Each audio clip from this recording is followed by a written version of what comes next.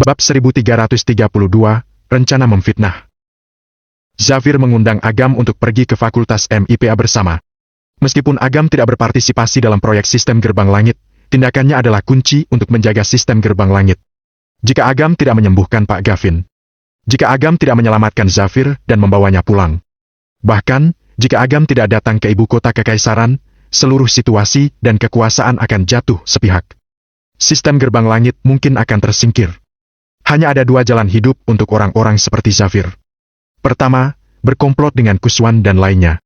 Kedua, mereka akan diusir, diberhentikan, atau lebih parah lagi diasingkan. Oleh karena itu, dari sudut pandang luas, Agam dianggap sebagai penyelamat Zafir dan lainnya. Mereka datang ke gedung Fakultas MIPA. Para peneliti dengan hangat menyambut Agam dan memperkenalkan laboratorium. Sebagai anak berusia 2 atau 3 tahun, Delia memiliki rasa ingin tahu yang besar tentang segala sesuatu. Melihat susunan peralatan dan alat eksperimen yang memesona, Delia penuh tanda tanya dan bertanya dengan suara imut. "Paman, apa ini?" "Tante, ini stoples untuk apa?" Karena menghormati Agam dan Delia sendiri terlihat sangat imut, sopan, dan patuh, banyak orang juga menyukainya. Mereka membantu menjawab pertanyaan Delia dengan sabar. Saat ini, Delia menunjukkan kecerdasannya yang luar biasa. Tidak peduli seberapa rumit apapun alat atau bahkan prinsip percobaannya, dia dapat mengingat setelah mendengarnya. Mungkin, dia tidak begitu memahami hal-hal tingkatan lebih dalam. Namun, berdasarkan ini saja, pencapaian Delia di masa depan akan tidak terbatas. Bahkan Zafir tergoda dan berkata, "Pak Agam, Delia ini sangat pintar. Apa kamu ingin mempertimbangkan untuk memasukkannya ke bidang penelitian ilmiah di masa depan?" Agam tersenyum. Agam belum mempertimbangkan masa depan Delia. Hal ini harus menghormati keinginan Delia sendiri. Tidak peduli apapun yang Delia ingin lakukan di masa depan, Agam kemungkinan besar akan mendukungnya. Mari membahas sebuah kenyataan. Delia memiliki garis keturunan penguasa neraka dan keturunan dewi pembunuh, juga keturunan asli leluhur naga. Titik awal Delia menakdirkannya untuk menjadi orang yang tidak biasa-biasa saja. Peneliti lainnya mengajak Yovie dan ketiga orang lainnya mengunjungi laboratorium lain. Delia sangat penasaran dan mengikuti mereka. Agam tidak begitu peduli. Ini adalah lembaga penelitian ilmiah. Pertahanan di sini sebanding dengan pangkalan militer. Tidak mungkin orang luar bisa masuk dan lebih tidak mungkin lagi orang kuat untuk menginjakan kaki di sekitar sini. Jika tidak, Agam juga akan menyadarinya lebih dulu. Ini adalah laboratorium penelitian pemandu laser. Di sebelahnya adalah laboratorium penelitian fisika kuantum. Hehe, ada bahan yang sangat krusial dan penting yang tersembunyi di sini. Mahasiswa biasa tidak diizinkan untuk menggunakannya. Kalian akan menjadi penerus kami di masa depan. Bekerja keraslah. Aku percaya pada kalian. Seorang peneliti tersenyum dan memperkenalkan. Yovie dan ketiga orang lainnya kecanduan meneliti. Melihat peralatan eksperimen kelas atas ini, mata mereka semua berbinar. Terutama Irfan dan Yusman. Mereka sudah tidak sabar untuk segera masuk moda meneliti dan menjelajahi rahasia sains yang paling mutakhir. "Prof, bisakah kami masuk dan melihat-lihat?" Melihat pintu laboratorium fisika kuantum, Irfan tidak tahan bertanya. Peneliti itu berpikir sejenak, melirik Yovie, dan mengangguk. "Boleh, tapi ada sisa radiasi di dalamnya. Anak kecil tidak boleh masuk. Kalau tidak, dia akan mudah sakit." Guanda ragu-ragu dan berkata, "Kalau begitu, aku akan menunggu di luar bersama Delia." "Tidak apa-apa. Tempat ini dijaga dengan sangat ketat. Tidak ada orang luar di sini. Anak-anak sangat aman di sini." Delia juga berkata dengan imut, "Kakak, aku akan menunggumu di depan pintu. Aku akan berdiri di sini dengan patuh dan tidak akan berlarian." "Baik sekali." Wajah peneliti itu penuh dengan rasa suka. Guanda mengangguk ragu-ragu dan ikut ke dalam laboratorium. Delia berdiri di luar dengan patuh. Ada peneliti yang lalu lalang di sepanjang jalan. Mereka sangat bersemangat dan menyukainya. Mereka tidak tahan menyapa Delia. Saat ini, seorang pria tua datang. Itu adalah Profesor Antono. Profesor Antono sengaja jatuh di depan Delia. Delia buru-buru melangkah maju untuk membantu. "Kakek, kamu tidak sakit, kan?" "Oh, gadis kecil, kamu anak siapa? Kamu sangat baik," kata Profesor Antono dengan senyum yang baik. "Kakek, ini." Delia mengambil tas yang dijatuhkan Profesor Antono ketika dia jatuh. Dia mengembalikannya kepada Profesor Antono. Profesor Antono tersenyum dan berkata, "Nak, kakek ingin meminta bantuanmu, bisa?" Delia melihat kembali ke laboratorium dan berkata dengan ragu-ragu, "Kakek, Delia berjanji pada kakak untuk menunggunya di depan pintu dan tidak berlarian. Bantulah aku sebentar. Pergilah ke suatu tempat bersama kakek dan bantu kakek bawa barang-barang ini. Saat dia berbicara, Profesor Antono memegang pinggangnya dan berkata dengan wajah penuh kesakitan. Dasar pinggang tuaku. Kalau tidak, aku tidak akan meminta bantuanmu, seorang anak kecil. Kalau begitu, baiklah. Melihat betapa kasihannya Profesor Antono, Delia tidak punya pilihan selain setuju. Profesor Antono membawa Delia ke sebuah sudut. Di sini berada di sudut mati kamera pengawas. Nak, bantu kakek bawa tasnya. Pastikan untuk menjaganya dengan aman. Ada informasi yang sangat penting di dalam. Kakek akan kembali setelah menelpon. Profesor Antono menyerahkan tas itu kepada Delia dan sengaja pergi selama 2 atau 3 menit. Ketika kembali, dia mengeluarkan sebungkus permen dari sakunya dan memberikannya kepada Delia. Nak, terima kasih. Kakek akan menghadiahimu ini. Ucap Profesor Antono sambil tersenyum. Kakek, Delia hanya membantu kakek sedikit. Tidak perlu memberikan apa-apa. Kata Delia dengan agak malu. Oh, jangan sungkan. Ayo, kakek akan membantumu memasukkannya ke dalam sakumu. Kata Profesor Antono dan memasukkan sebungkus permen ke saku kiri Delia. Dia memanfaatkan saat Delia lengah untuk memasukkan chip lain ke saku kanannya. Terima kasih ya, kakek. Delia berkata dengan senang. Sama-sama. Profesor Antono menyipitkan mata dan berbalik untuk pergi sambil membawa tas. Delia kembali ke depan pintu laboratorium. Guanda menunggu dengan cemas di depan pintu. Ketika dia melihat Delia kembali, dia menghela napas lega dan berjongkok untuk bertanya. Kemana saja Delia pergi? Seorang kakek tua baru saja meminta Delia membantunya membawakan barang-barang. Ucap Delia salah tingkah. Kakek tua yang mana? Guanda waspada. Delia berpikir, tetapi dia tidak tahu bagaimana mendeskripsikannya. Dia mengeluarkan sebungkus permen dari sakunya dan berkata, kakek tua itu bahkan menghadiahi Delia permen. Guanda terkejut dan menjadi curiga. Dia terkekeh dan berkata, Delia hebat sekali. Kakak tiba-tiba ingin makan permen. Bisakah Delia memberikan permennya kepada kakak? Ya, tentu saja. Delia sedikit enggan, tetapi dia sangat senang berbagi. Guanda mengambil permen dan meminta Yove menjaga Delia. Dia sendiri mengambil permen itu dan meminjam laboratorium. Dia mempelajari permen itu di dalam dan di luar, memastikan tidak ada masalah. Barulah dia merasa lega. Namun, dia masih sedikit gelisah. Dia mencari Agam dan memberitahunya tentang hal itu. Setelah Agam memeriksa, dia juga yakin tidak ada yang salah. Ini hanya sebungkus permen, tidak ada yang aneh. Agam tersenyum dan melemparkan permen ke dalam mulutnya. Baguslah. Aku pikir. Guanda tersenyum kecut. Dia juga prihatin dan bingung. Tapi, Pak Agam, kamu benar-benar jahat. Kamu jelas tahu tidak ada masalah dengan permen ini. Tapi, kamu tetap memakannya. Ini sama saja merundung Delia. Kata Guanda dengan marah. Agam tertawa kaku. Delia sedang tumbuh gigi. Tidak baik makan terlalu banyak gula. Melihat pandangan ragu Guanda, Agam berkata pasrah. Nanti aku akan memberinya lagi. Kalau begitu, aku ingin memberitahu Delia. Aku tidak bisa membiarkannya diganggu oleh ayahnya. Guanda berbalik untuk pergi.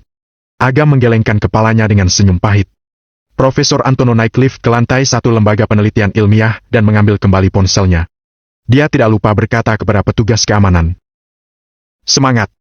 Pengkhianat merajalela akhir-akhir ini. Jangan sampai mata-mata manapun mendapat kesempatan. Ya, Profesor Antono. Petugas keamanan buru-buru menjawab, tetapi dia merasa aneh. Profesor Antono jarang datang ke lembaga penelitian. Mengapa dia datang hari ini? Dia bahkan menekankan masalah ini. Namun, petugas keamanan tidak terlalu memikirkannya. Dia hanya berpikir itu adalah kata-kata biasa Profesor Antono. Setelah Profesor Antono meninggalkan gedung, dia tidak sabar menelpon dan berkata dengan senyum jahat. Rencananya berhasil. Ketika keluar, mereka pasti akan ketahuan. Pada saat itu, hei, kalian cepatlah datang, akan ada pertunjukan yang bagus untuk ditonton. Bab 1333, chip dicuri. Sekitar pukul 3 sore, Agam merasa konferensi Pak Farid akan segera berakhir. Jadi, dia membawa Delia pergi lebih dulu. Xavier secara pribadi menemaninya ke bawah. Pak Agam, aku tidak pandai berbicara dan tidak tahu bagaimana mengungkapkannya. Tapi, aku benar-benar berterima kasih. Sebelum keluar, Xavier membungkuk dalam-dalam kepada Agam. Jika Agam tidak menyelamatkannya, mungkin dia akan mati atau mungkin dia akan ditangkap lagi oleh musuh. tidak masalah jika dia meninggal. Dia sudah tidak takut mati. Namun, jika informasi itu bocor, putrinya juga akan menyandang gelar putri pengkhianat selama sisa hidupnya. Memikirkannya saja membuat Zafir takut. Sekarang, dia sudah mencapai tujuannya dan menyelesaikan kesalahpahaman dengan putrinya.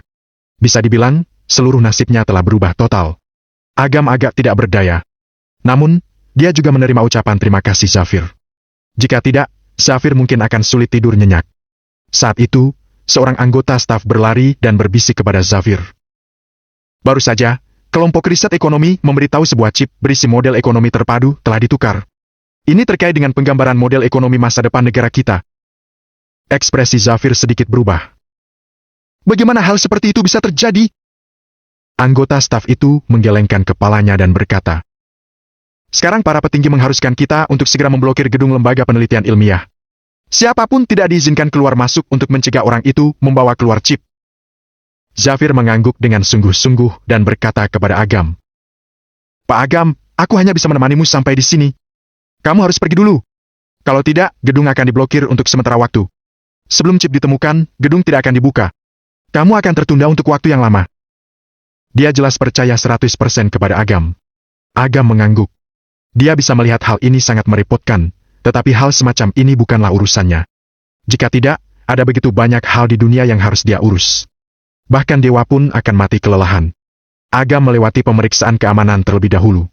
Setelah itu, giliran Delia. Delia melompat dengan gembira. Dia meniru Agam membuka kedua tangannya. Petugas keamanan merasa lucu dan tidak terlalu memperhatikannya. Dia mengambil alat pemindai dan memindai Delia. Tit, tit.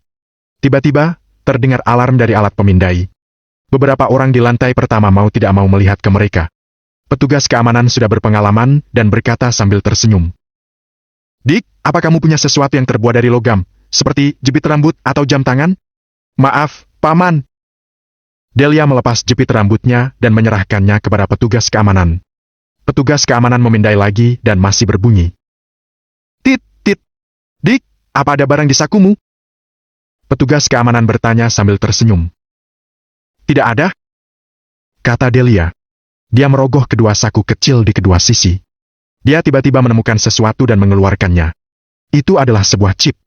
Melihat ini, ekspresi petugas keamanan, Zafir, dan yang lainnya di lantai pertama berubah.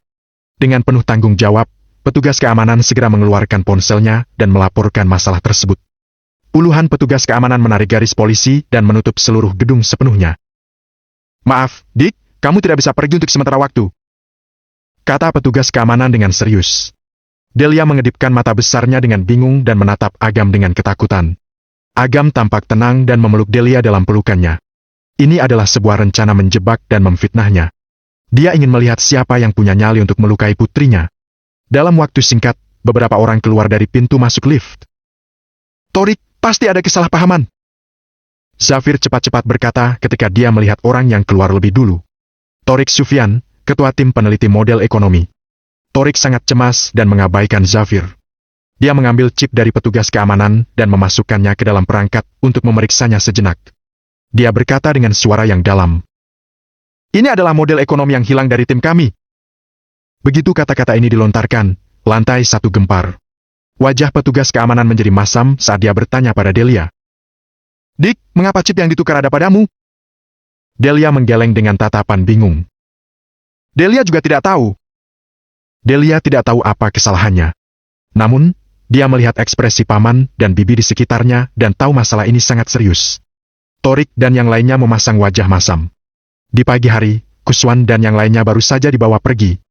Chip itu malah hilang di saat begini. Masalah ini harus diselidiki secara menyeluruh. Jika tidak, tidak ada yang bisa mengelak dari tanggung jawab. Agam berkata dengan suara datar. Alih-alih mencurigai putriku, mengapa kalian tidak memeriksa kamera pengawas dan mulai memeriksa dari dalam? Ya. Zafir buru-buru mengiyakan dan berkata kepada Torik. Delia hanyalah anak berusia 2 hingga 3 tahun. Tidak peduli seberapa hebatnya dia, tidak mungkin dia bisa menyelinap ke dalam timmu dan mencuri chip itu. Mendengar ini, semua orang mengangguk. Ini bukanlah sesuatu di pinggir jalan. Jangankan gadis berusia 2 atau 3 tahun, bahkan agen yang terlatih secara profesional pun tidak akan bisa mencuri chip dari lembaga penelitian ilmiah yang dijaga ketat. Pak Torik, apa kamu sudah menemukan chip itu? Tiba-tiba, Profesor Antono berlari masuk dari luar sambil berkeringat deras. Torik mengangguk dan berkata, Antono, seorang rekan mengatakan kepadaku kamu mengajukan permohonan untuk menggunakan chip pada siang hari. Apa benar seperti itu? Ya. Anehnya, Profesor Antono benar-benar langsung mengakuinya. Aku baru-baru ini menerima proyek baru. Aku ingin menggunakan model ekonomi terpadu untuk mengeksplorasi titik ekonomi baru. Aku baru saja menggunakannya di siang hari dan mengembalikannya sebelum pergi. Aku pergi makan di luar setengah jam yang lalu. Surip bisa membuktikannya. Surip adalah petugas keamanan itu. Surip mengangguk. Ketika Profesor Antono pergi setengah jam yang lalu, chip itu memang tidak ada padanya. Mata Profesor Antono bersinar penuh kelicikan. Dia berpura-pura prihatin dan bertanya, Surip, di mana kamu menemukan chip itu? Surip ragu-ragu dan menunjuk Delia. Ternyata kamu. Profesor Antono pura-pura kaget. Kamu kenal putriku? Agam bertanya sambil mendengus. Begitu Profesor Antono masuk, Agam sudah bisa menebak garis besar kejadiannya. Gadis kecil ini adalah putrimu? Profesor Antono tampak seperti baru tahu dan berkata dengan getir. Pak Agam, kamu, apa yang harus aku katakan padamu? Kamu berani menghasut putrimu untuk mencuri barang. Bagaimana kamu menjadi seorang ayah? Zafir berkata dengan marah. Antono, bagaimana bisa kamu berbicara begitu? Hanya karena chip itu ada pada Delia, bukan berarti dia yang mencurinya. Aku tidak yakin, tapi... Profesor Antono ragu-ragu sejenak dan berkata kepada Delia. Nak, kamu masih mengenaliku, kan? Delia mengangguk dengan sedikit ketakutan. Torik menegur. Antono, kalau kamu ingin mengatakan sesuatu, katakan dengan cepat. Begini, siang tadi, aku tidak sengaja jatuh dan anak ini membantuku berdiri. Begitu Profesor Antono mengatakan ini, Zafir berkata dengan marah. Delia anak baik dan membantumu berdiri. Hanya karena ini, kamu memfitnah Delia yang mencurinya? Profesor Zafir, tenanglah dan dengarkan aku. Profesor Antono mengerutkan kening. Zafir hendak berkata lagi, tetapi dihentikan oleh Agam. Agam ingin melihat drama seperti apa yang disusun oleh Antono. Bab 1334, kenapa kalau aku yang mencurinya? Saat itu, aku ingin ke kamar mandi. Aku meminta anak ini untuk membantuku memegang dokumen. Ketika aku kembali, aku melihat dia lucu dan patuh. Aku memberinya sebungkus permen, kemudian aku mengembalikan chipnya. Kata Profesor Antono. Chip yang kamu kembalikan kosong. Tidak ada data di dalamnya. Kata Torik dengan nada dingin. Ya, begitu aku mendengar hal itu, aku pikir gawat. Orang lain pasti menukar chip itu saat aku lengah. Profesor Antono menepuk pahanya dan berkata dengan kesal. Anak kecil ini adalah satu-satunya orang yang berhubungan denganku di siang ini.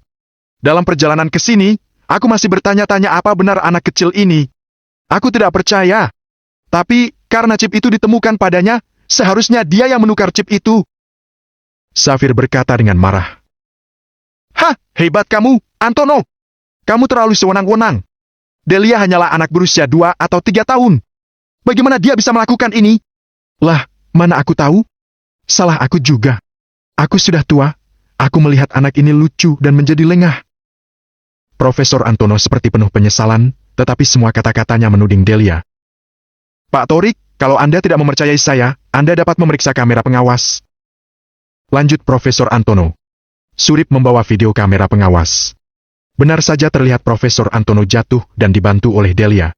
Setelah itu, keduanya sampai di sudut mati kamera pengawas. Meskipun tidak bisa melihat keseluruhan gambarnya, tetap bisa terlihat Profesor Antono memberikan sesuatu pada Delia. Benar, mungkin anak kecil ini mengganti chipnya di saat ini. Profesor Antono menunjuk layar dan berteriak. Delia meremas tangan kecilnya dan berkata dengan mata berkaca-kaca. Kakek, Delia tidak melakukan apa-apa. Kamu yang mau memberi permen kepada Delia. Delia tidak mau. Kamu memasukkannya ke dalam saku Delia.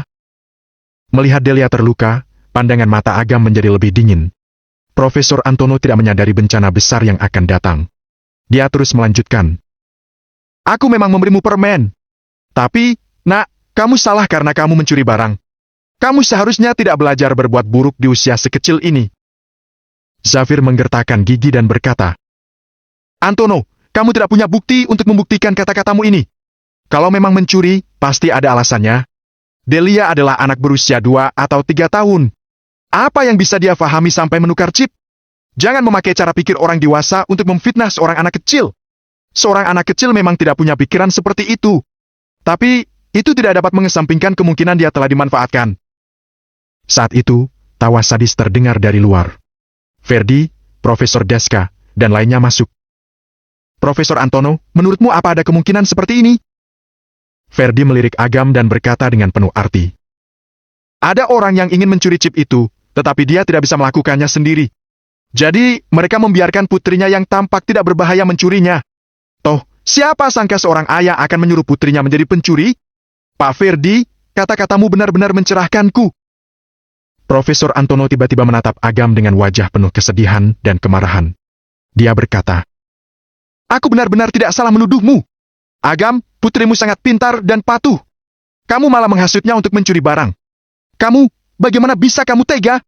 Benar. Bagaimana kamu bisa menjadi ayah seperti ini? Untuk kepentinganmu sendiri, kamu melakukan hal seperti ini. Hatimu sangat busuk. Profesor Deska ikut berkata dengan sedih. Bukan. Delia mengepalkan tangan kecilnya dan berkata dengan keras.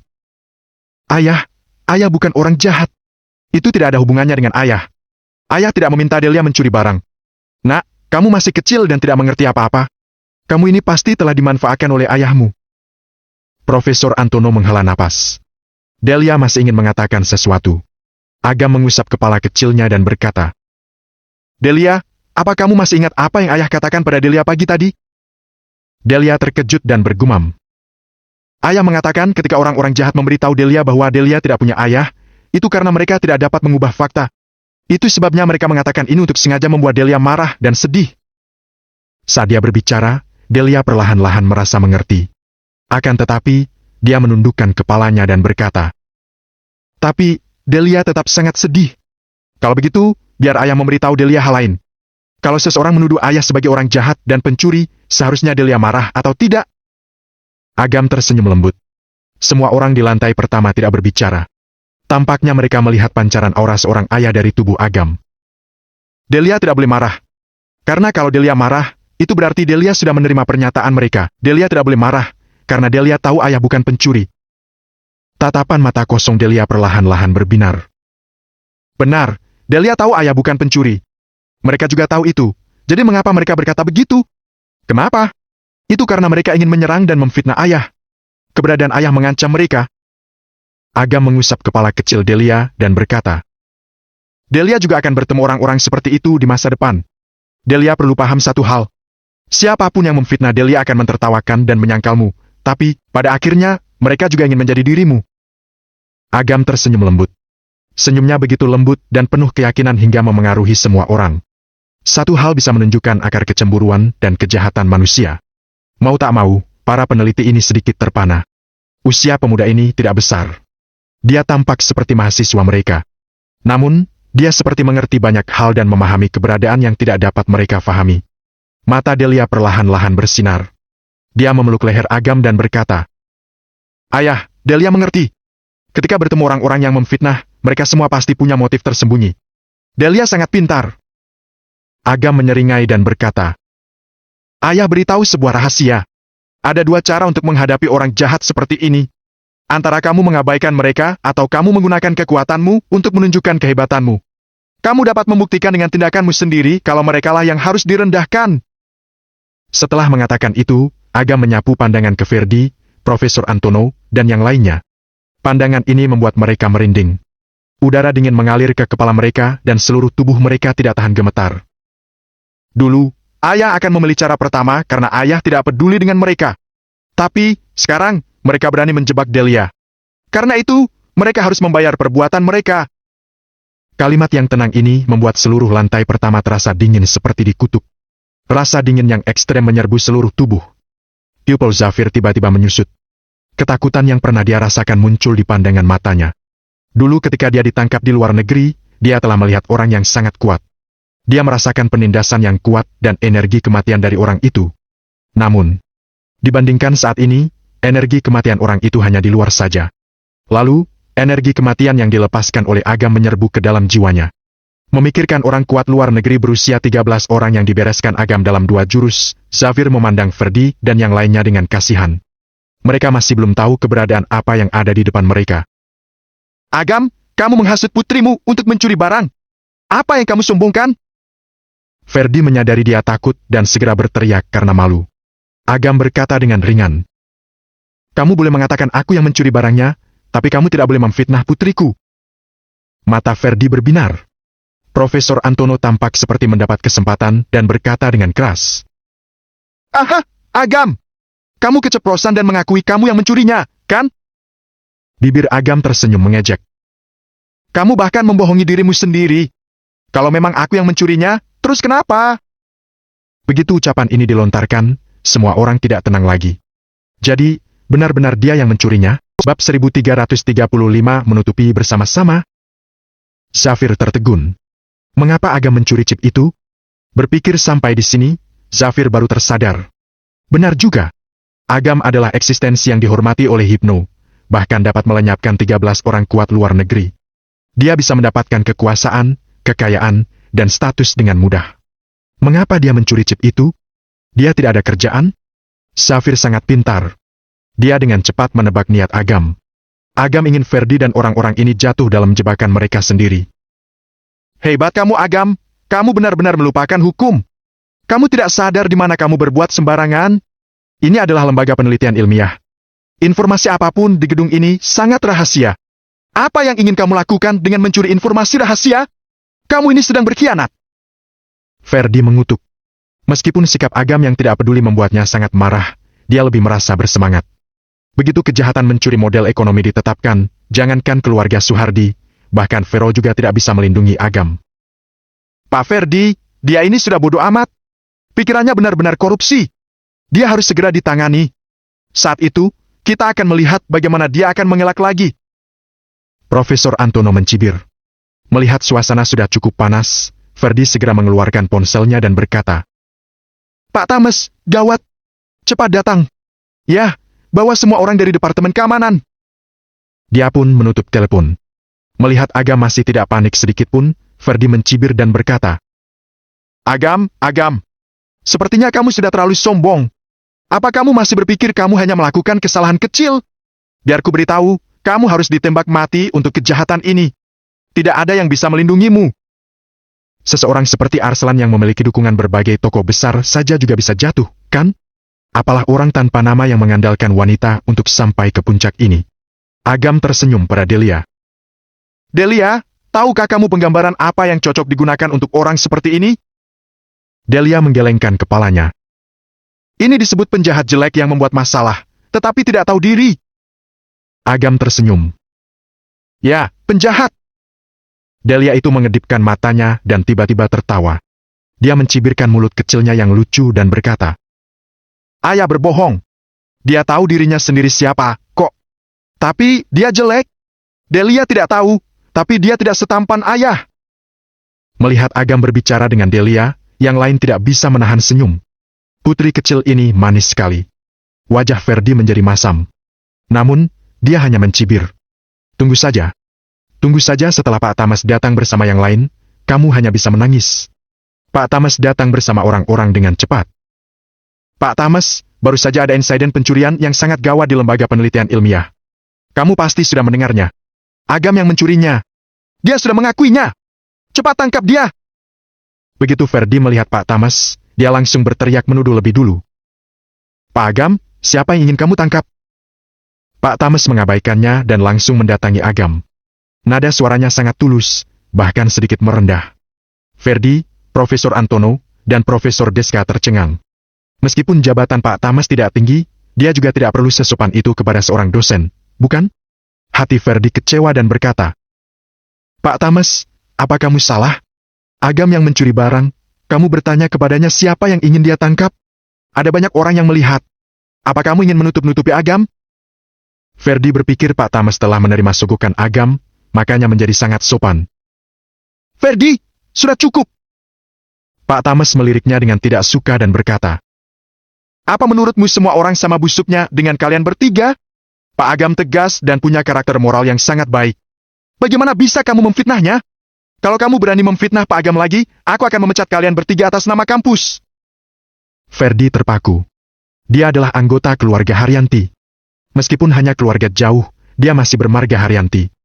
Tames ini sudah mabuk sampai berani terang-terangan memarahinya, ya? Dia juga terang-terangan melindungi Agam. Dia tidak takut terjerat masalah karena ini. Ferdi mana tahu Agam sudah mengirim semua informasi tentang korupsi dan kegiatan ilegal yang dilakukan olehnya, Profesor Deska, Profesor Antono, dan lainnya kepada dekan. Pak Tames sendiri yang akan menangani mereka. Namun, rencana hukuman belum diputuskan untuk saat ini untuk mencegah mereka sadar mereka sudah ketahuan. Nanti, orang-orang ini bisa menghancurkan bukti yang telah disembunyikan. Makanya, selama ini mereka belum dihukum. Apalagi Pak Tames sebagai Kepala Departemen Bidang Akademik telah mendengar kejadian pagi ini. Meskipun dia tidak tahu berita pastinya, dia sudah mengetahui alasan mengapa Zafir bisa kembali karena Agam menyelamatkannya. Lencana prajurit dewa di tangan Hypno juga katanya ada hubungannya dengan Agam. Sekalipun tidak bisa menebak identitas Agam, dia bisa memahami tingkatan keberadaan Agam. Itu pasti keberadaan yang harus dia hormati. Orang seperti itu akan datang ke lembaga penelitian ilmiah untuk mencuri barang? Ditambah lagi, Pak Tames tahu seperti apa sifat Ferdi dan orang-orang ini. Dia tentu bisa menebak ini sebuah rencana menjebak dan memfitnahnya. Tames, aku benar-benar tidak menyangka kamu juga busuk. Ekspresi Ferdi dingin, tetapi hatinya menjadi lebih bahagia. Awalnya, dia masih khawatir rencana menjebak ini akan mudah ketahuan. Sekarang Agam berani menyuap Kepala Departemen Bidang Akademik. Masalah ini sangat besar. Sejauh yang dia ketahui, makin besar masalah ini, makin buruk penyelesaian akhirnya. Nasib akhir Agam pun akan makin menyedihkan. Karena kamu tidak peduli, aku akan memanggil orang yang bisa mengurusnya. Ferdi menelpon dekan langsung. Dekan, ada kasus pencurian di lembaga penelitian ilmiah. Ini sangat gawat. Pak Tames dari bidang akademik tidak peduli tentang ini. Bagaimana, Pak? Apa Anda ingin mengurusnya? Setelah mengatakan itu, Ferdi menutup telepon dengan wajah penuh semangat. Agam, bukannya kamu punya koneksi? Bukannya kamu sangat sombong? Saat dekan datang nanti, aku akan lihat bagaimana kamu menjelaskannya. Ferdi berteriak-teriak. Profesor Antono dan Profesor Deska memandang Agam dengan ekspresi main-main. Dekan tidak seperti Pak Tames. Dia adalah pewaris utama orang bijak generasi pertama. Meskipun dekan biasanya terlihat lemah lembut, dia tidak akan kompromi dengan koneksi manapun dalam hal masalah prinsip. Tak lama kemudian, dekan datang. Sekelompok dekan kampus juga bersamanya. Dekan kampus dan para petinggi adalah petinggi kampus di universitas. Di luar, mereka adalah pejabat setara atau di atas tingkat kementerian. Mereka memiliki wibawa yang kuat dan datang dengan perkasa. Para dosen dan mahasiswa di dekatnya yang melihat kedatangan mereka pun datang untuk menonton. Ferdi, Profesor Antono, dan Profesor Deska sangat senang. Tokoh inti dekan kampus ada di sini. Tidak ada orang lain yang bisa melindungi Agam. Dekan, Anda akhirnya datang. Anda tidak tahu, Agam sudah keterlaluan. Dia tidak hanya menyuap Pak Tames, tetapi juga terang-terangan mengakui dia mencuri. Kalau orang seperti ini tidak dikeluarkan dari jajaran dosen, itu akan menjadi noda bagi semua dosen dan mahasiswa kampus kita. Ferdi sangat bersemangat. Wajahnya penuh kesedihan dan kemarahan. Dia tidak percaya dekan masih tidak bisa membereskan Agam. Namun, dekan dan lainnya tetap mengabaikan Ferdi dan langsung menemui Agam. Dekan tersenyum dan berkata, Pak Agam, menurutmu apa yang harus dilakukan atas tindakan Ferdi dan yang lainnya ini? Ferdi baru saja akan mendekat. Melihat situasi ini, kakinya terpeleset dan dia hampir jatuh. Profesor Antono dan Profesor Deska mengeluarkan suara terkejut seperti bebek tercekik. Situasi apa ini? Setelah dekan mendengar ini, dia tidak hanya tidak menghukum Agam, tetapi juga bertanya bagaimana membereskan mereka. Nada bicara ini, kenapa terdengar salah? Sekalipun dekan berniat melindungi Agam, dia juga seharusnya tidak menggunakan nada meminta izin begitu. Ini benar-benar sikap bawahan ke atasan. Apa orang-orang ini kena racun kolektif? Mengapa mereka semua begitu aneh?